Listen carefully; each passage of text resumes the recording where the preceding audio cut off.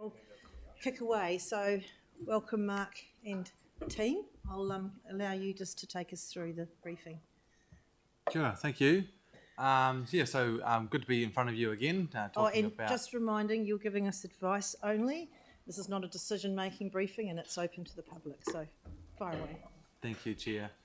Kia ora, everyone. Like I said, good to be in front of you again. All right, keep going. Today we're talking about the decision that is being recommended for the 4th of September. And that is parts of the city centre zone, a number of qualifying matters. And as you've just highlighted, Chair, staff are advising on making a decision now rather than the merits of the accept and reject as well. And we'll just cover off the next steps that we intend for the process. As no doubt you're all familiar with now, just for reference, this is where we're at in the process. There's still a period of clarifications that we are seeking. The decision is still required by the 12th of September for those policies 3 and 4 matters related to the NPSUD, and anything that gets rejected, it goes to the Minister for accept or rejection.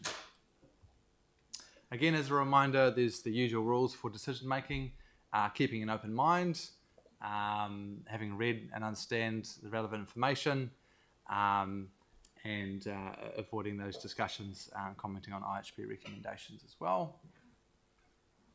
Again, just for reference, the sole matters that you're seeking to consider in terms of your decision making are the materials that have been provided to the IHP, as per some of the IHP information summaries that you've received as well. So in terms of September 4th accept and reject decisions, I thought we'd cover off why we aren't recommending to consider some of the other commercial areas as part of the September 4th. There are a number of, many actually, walking catchments that we have as part of the wider policy through response for intensification around commercial centres.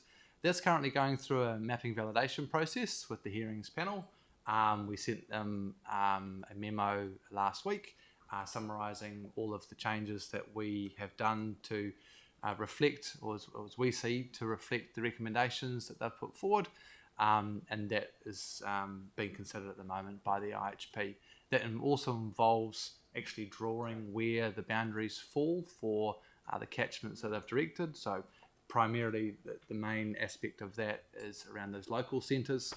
As you may recall, the IHP directed that local centres should have all should have a 200-metre walking catchment, but they obviously didn't stipulate where that fell in terms of the parcel. So we've had to do that for about 26 or so centres and draw it to the parcel extent, and so that's being validated by the hearings panel. Of course, with the walking catchments that's related to residential controls, we do have a process still to work through in terms of meeting the recommendations by the IHP to redraft the residential chapter, and we seek that it's better as an integrated proposal to make a decision on rather than piecemeal. They're an integrated concept. Policy 3D of the NPSUD is the direction for intensification both within and around those commercial centres, and so accordingly they should be considered together as well. Broadly, the criteria that we've used in terms of considering what we recommend is appropriate to consider on the 4th of September is where there are no clarifications needed by the independent hearings panel, and again it's not intertwined with those residential chapter decisions.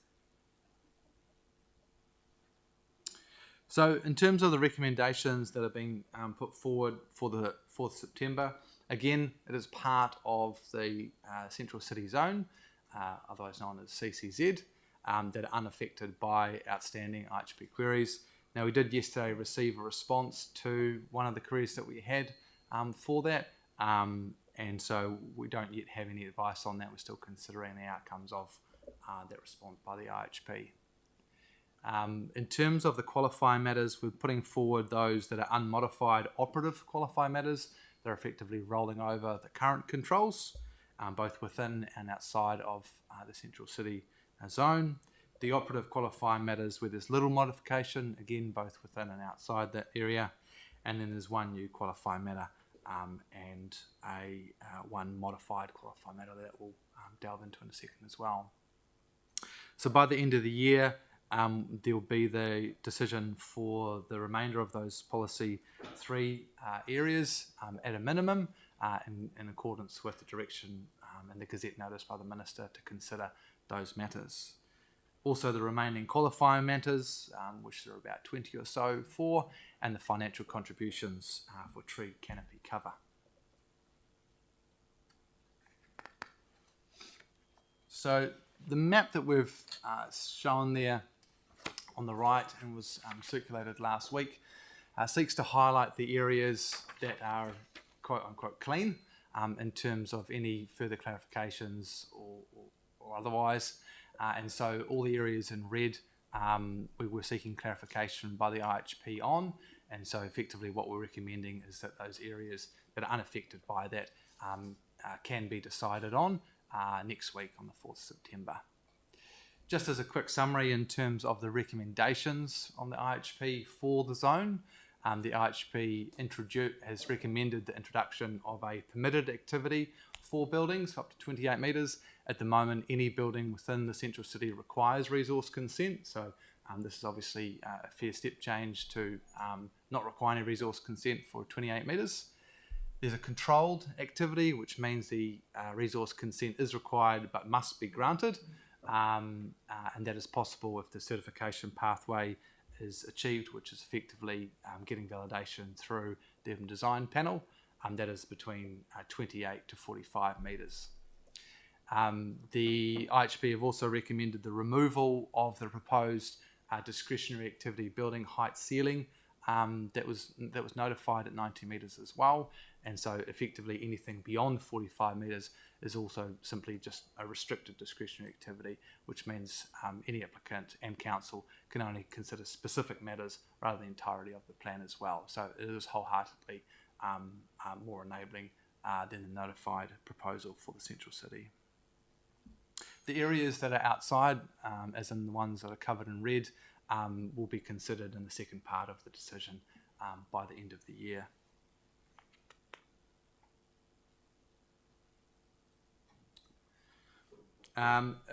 Worthwhile to note that in terms of the areas that have been excluded, the extents are based on those notified positions for those relative qualifying matters that we're seeking clarification on.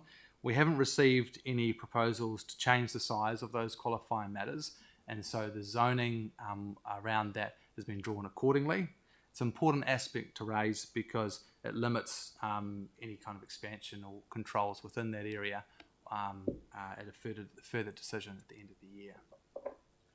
Just to clarify on that point, the map that was on the preceding slide, council would be asked to decide on the purple shaded areas, but excluding the red areas. The red, in the context of this slide here, is the maximum extent of those qualifying matters, and there's been no changes signalled by councillors to those. Sorry. Thanks, Mark. In terms of the qualifying matters that we're recommending decision on, there's basically 3 different categories for those. As I said, there's a large number that are operative, as in they are within the current district plan and there's no proposed changes to them, and are listed there in the blue. The ones in the purple are effectively with minor modification, qualifying matter for public open space, so the park areas. And whether are new or modified, there's a newly introduced wastewater constraint qualifying matter for vacuum sewers, which you'll be aware of, and also the modified qualifying matter for heritage items and settings, where some of those have been recommended to be removed. So in terms of the public open space, funnily enough, it's a prescribed qualifying matter. It protects our parks, our current open space zoned areas. Captures all of the open space zones and some of this what's called specific purpose zones, such as cemeteries or the Otakaro Avon River Corridor. Alternate zones within the specific purpose zone for Otakaro Avon River Corridor seek to effectively highlight those privately owned sites and reflect adjoining zoning, and so this is the recommendation from the hearings panel that only those 3 sites are added to the schedule of the alternate zones, as they're excluded in the current framework, and we received submissions on that aspect as well.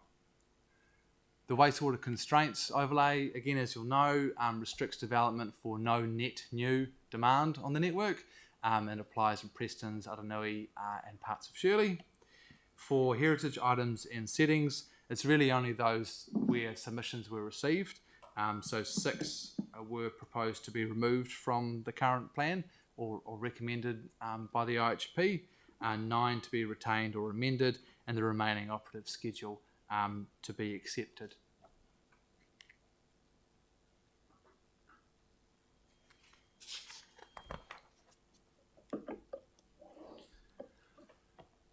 So in terms of council resolutions, the recommendation for qualifying matters crosses both the central city zone and policy 3 areas and medium density areas. The zoning recommendation that we're putting forward for the 4th September is focused on central city. Therefore, qualifying matters can only take effect from this area. And so what you may notice in terms of the resolutions that's put forward is that all other parts of qualifying matters that lie outside of that there would be so-called conditional support on those recommendations, because we're not actually implementing MDRS in those areas. So for example, only the open space qualifying matter, water body setbacks, significant trees and heritage item settings qualifying matters are applicable to the central city zone. The rest will be considered when we consider those zonings at a later date. In terms of the next steps, obviously the council meeting on the 4th September to consider what we've discussed just now. We have just received, as I said yesterday, the clarification regarding the High Court that we issued on the 19th of August to the IHP. Like I mentioned, on the 23rd of August, we issued a memo to the IHP regarding mapping clarifications, and there will be some additional queries that we're seeking, hopefully by the end of the week as well. And we are awaiting the response from the Minister, albeit that we sent the letter on the 22nd of August, late last week, but we remain in open contact with the ministries on that aspect. And like I said, decisions on the outstanding parts, mainly those policy 3 areas, are required by the end of the year for Plan Change 14. Happy to take any questions. Thanks, Ike. Well done. So we do have questions. Tyler, Mark and then Yanni. Kia ora. Just for public knowledge, just wanting to refer to the wastewater QM. And would it be fair to say that outside of the recommended QM that we've got here, that there are no other wastewater constraints across the rest of the city? That's correct. There were, there were some recommendations from the hearings panel that sought to reduce the amount of intensification as a result of infrastructure-related evidence for certain aspects, most notably for North Horswall. But you're right, there aren't any other qualifying matters related to wastewater. Okay, so if there was going to be further development up to high residential zoning, that there will not need to be any further infrastructure requirements. That's right in terms of a planning mechanism, but we have controls through our existing bylaws, quite new bylaws, regarding capacity for all 3 waters, and that effectively requires that sufficiency must be met to deliver any proposed development. And so council still reserves the right to deny building consent, for example, if there isn't such capacity that's there. And that's the case at the moment before these qualifying matters in certain parts of the city where building consent is denied because of that. Yeah. Thank you. Mark, then Yanni. Thank you. So the September 4th decision is purely around the central city, effectively. Correct. So that would exclude the likes of Hornby, Papanui, Yep. and the other That's commercial right. centres. It's just central city. Yep. Yep. And with that, the recommended for rejection sunlight access has no bearing on that decision September 4th. No, the sunlight access qualifying matter is only related to MDRS, which is residential zone, so there's no influence on that zone. Yeah. And I guess just as an extra question for the listening public as well, you're still waiting further confirmations from the IHP around things like the walkable catchments around the commercial centres, e.g. Hornby? That's right. That's part of the mapping validation that we issued last week. Yeah. Yeah, thank you. Thanks, Yanni. Yeah, cool. Just looking at the map around the Margaret Mahi playground, there's no qualifying matter around that. I don't believe there is. No. You could have you could have 200 metre buildings right up against that, blocking sun, creating wind. So there's definitely matters of discretion that we have to control building form, and so wind is part of that.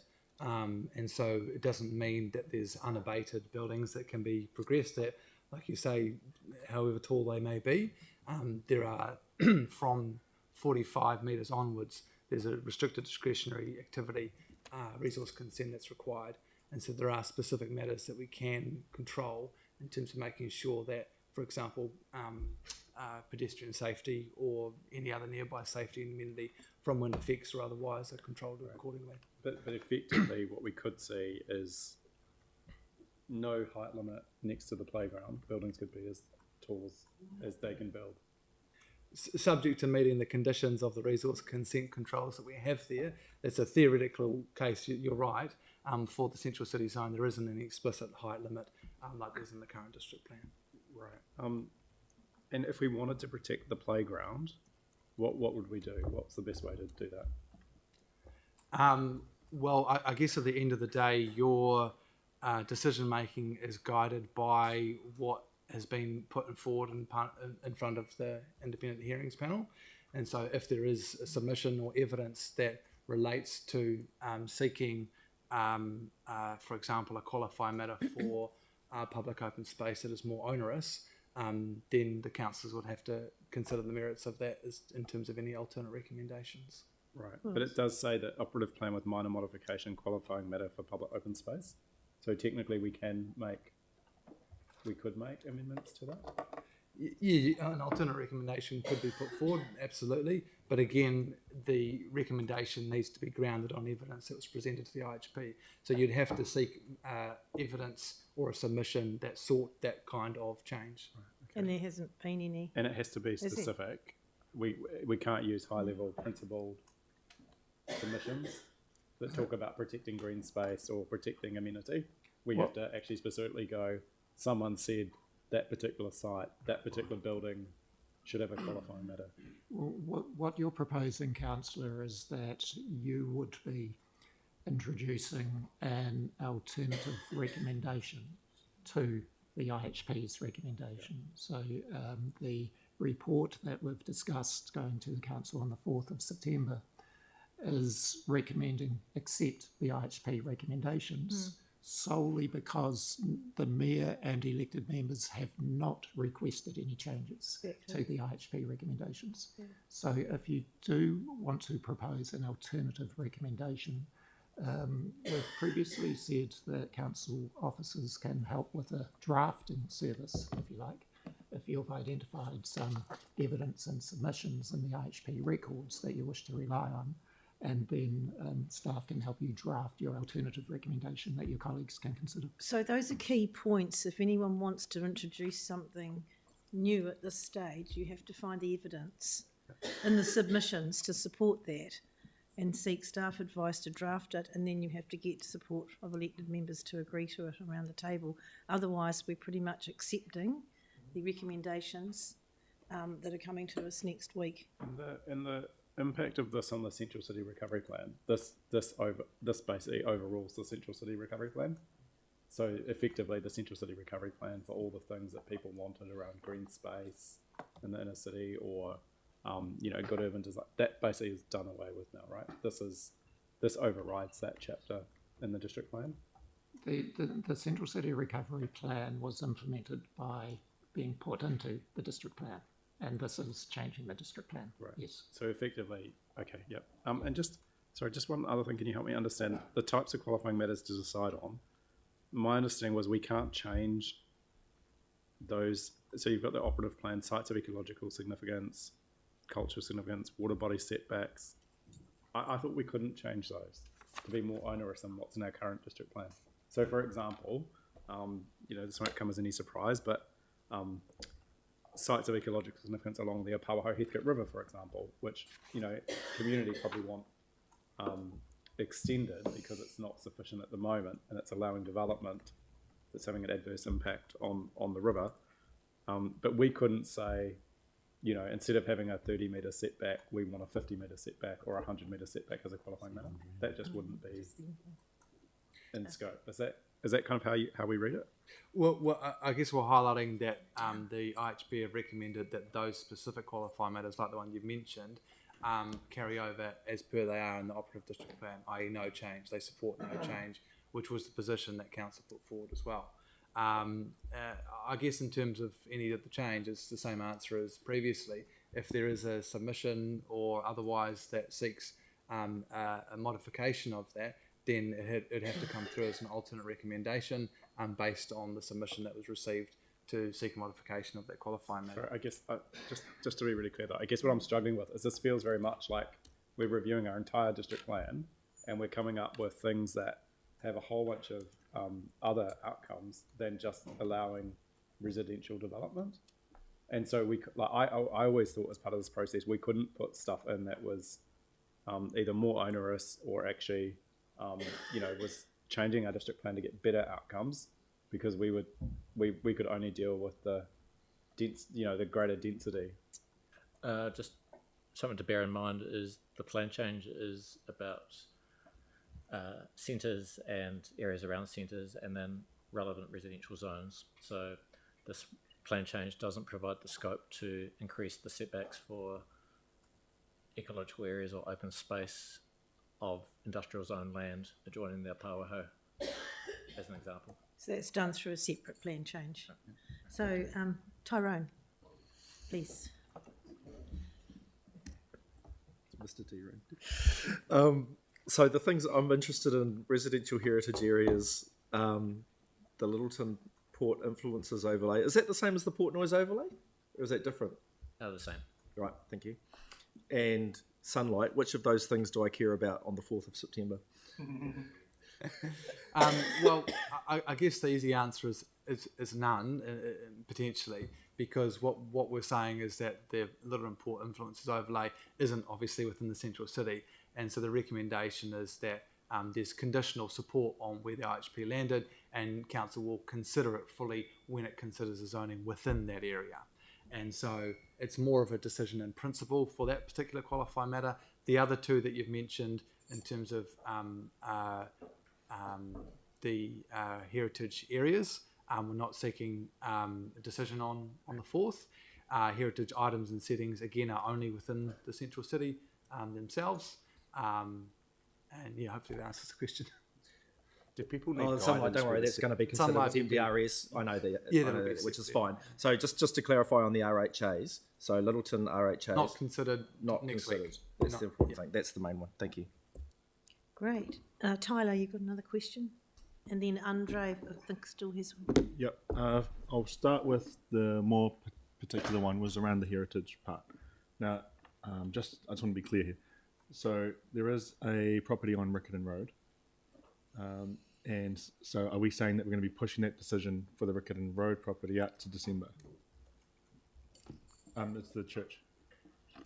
Under heritage queuing. That's right, yeah. So we're only making the decision on those qualifying matters in terms of their legal effect and the influence within the central city zone. Obviously, Riccarton Road isn't subject to that, and so the decision that we're making as previous is just in principle. You're able to decide that later on in December or whenever the next decision meeting comes. And why wouldn't heritage be included in September 4th outside of it just being a part of the... Because we're not considering the zoning. Okay, I got you. The next question is speaking in generalities here, but I'm just trying to gain an understanding. I see there are quite a few colleagues having issues with perception, aka evidence-based submitters versus lay submitters that come in and talk about their experiences. Can we just sort of define and understand how the IHP came to their decisions, and if they balanced I guess, the social impact alongside evidence-based submissions. Tough This one to is answer, a to hot be pocket. I threw you a hot potato, but I just wanted to see if you're able to provide some insight as to what a normal commissioner would do when they're thinking about these and balancing. Probably just a general response. Yeah. Is that? Yeah. No. No, but I mean, it's a difficult one to answer because you've got to get inside their head, I suppose. But I mean, can you come back to perhaps? It's just speaking in generalities as a commissioner, so we can understand exactly what we're voting on. The commissioners are required to still consider a layperson's evidence, absolutely. And there are instances in the recommendation where lay evidence has been quite instrumental in terms of where they have deliberated on their recommendations. For example, the Central City walking catchment, we had submitters talking about the distances it is to walk within the Central City, and that is evident in their decision making, or their recommendations, I should say, where they've sought that to recommend a reduced walking catchment because of lay evidence. So absolutely it is considered alongside expert evidence, but the weighting of that is also relevant at the end of the day in terms of the merits of the argument. It's not discounted, is what I'm saying. It's absolutely considered, but it comes to a merits point at the end of the day. That's a fantastic answer, and that does relate to September. So that was really good. Thank you. Thanks. Thanks, Ike. Andre, do you still have a question? Oh, I do. Right, far away. Thank you. Or just to address Yanni's concerns, there's new townhouses being built all around Margaret May. So someone's not going to demolish those and put high rises in, but also there's no evidence whatsoever that housing will harm the playground in any way. So I don't think that's worth being concerned about. Thank you for that. You mentioned around wastewater constraints. You mentioned North Hallsville. Are you just able to touch a bit more on that? So the point that I was making was that we had recommended, as you might know, high density zoning around North Hallsville, and there were submissions by nearby landowners that incorporated expert evidence regarding infrastructure, and the IHP, as part of their recommendations, considered that was appropriate, and as a result of that has recommended that the high density zoning isn't progressed, and instead medium density in a specific location is instead progressed. So there isn't a qualifying matter overlay as such, to be clear, that they're recommending. They're simply using infrastructure evidence to recommend a lesser intensification. But sorry, was that around wastewater constraints specifically? Yes, wastewater. Was, yeah. I think stormwater potentially as well. Yeah, and whereabouts did that evidence come from? It was from Dannemora, Submitter, and Milnes Park, and their associated experts. Okay, this one. Okay, gotcha. No, that's great. Hey, thank you. Thank you. Thanks, Andre. And I think just since you commented on the Margaret Mayhew, I think for clarification, we need to note that one boundary is the river, one boundary is Manchester Street, one boundary is Armour Street. Then there's a car park on the eastern boundary, and there's only one site that could possibly be built on, and that's over by Madras. So I think Margaret Mayhew's fairly safe, and I think we could say it was a really great site to consider to put the playground on. Yanni, do you have a question? Safe from big bad housing. Yeah, it's not an issue with housing. You need to understand it's the issue of the effects of the height. So I know a lot of councillors weren't here when council was taken to the Environment Court over Victoria Square, but there were some really good planning principles around urban design, urban amenity that the judge actually found in favour of the residents who went there, which was to kind of have stepped back from areas of high amenity, which gets a much better urban outcome. So it's not a question of not having housing next to the playground, but you do actually want to protect things like shading, sunlight, Just to access. clarify too, over 45 metres, those considerations will be still part of the resource consent process. Yeah. So like shading, etc., will still need to be But considered. at the moment, there's not 45 metres buildings being built there. They would be significantly higher to, but just wanted to check in terms of the slide. When it says removes discretionary activity building height ceiling, that's only for residential, or is that for any building? Oh no, it's for any building. So basically, you might not even have housing there, right? You could have something else. So with all the adverse impacts that might have, Can you just in terms of traffic clarify? generation, Can you just clarify, because it's a designated site at the moment, is it? The East Frame, Yeah, that's right. which doesn't have height controls. I'm not sure about the designations ins and outs, sorry. but in terms of the decision on September 4th, Yep. it's not just about housing. This isn't about just getting more housing. I'm just not sure where you're going with this. I'm just Yanni. clarifying that the decision that we're making on September 4th isn't just relative to housing. This is actually relative to any building that's being built within this area, no longer having a height limit. Yep. So and no longer having why should it matter what the use of the building is? Sorry, I thought the point of this was to get more housing, more affordable housing for people. We've heard a number of people criticise me for raising that, concerned about housing. Oh, how do we answer It's that not one? just about housing, so I just wanted to clarify that. So, is there any other restrictions on the types of activity in terms of the buildings? In terms of the form, no, it's not. I don't believe it's tied to the types of the use. I guess, though, within the central city, it's important to note that residential development is still very much an anticipated outcome. So, for example, you are able to have, as you are currently, shops or commercial use along the ground floor, and then an apartment for all the floors above that. And so the majority of in use could very well be majority in residential use. So this enables apartments alongside office spaces and everything in between. Right. Just to briefly answer the question the principal advisor raised about the land to the south of Margaret Mahy Playground. It's been subject to a designation which was introduced by the Christchurch Central Recovery Plan to provide for the East Frame, and within that East Frame it includes a range of activities including residential. There's no condition on that designation by way of a height limit, so that's what was introduced by way of the recovery plan. There is a built form standard for development that's not within the scope of the designation, but that's a different matter. Right, thank you. All right, so that seems to be the end of the questions. Very clear answers. Very good answers, yeah, thank you. So we will just await the report on the 4th of September. Great. Thank you. Thank you very much. No, not predetermined.